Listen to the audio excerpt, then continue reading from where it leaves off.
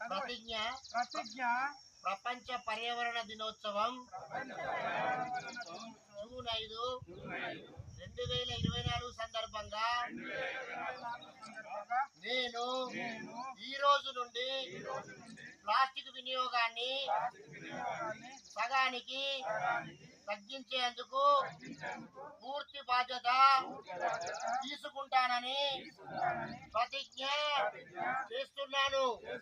ప్లాస్టిక్లకు బదులుగా సహజమైన మరియు పర్యావరణ పరిరక్షణకు అనుకూలమైన ఉత్పత్తులను మాత్రమే ఉపయోగిస్తామని నేను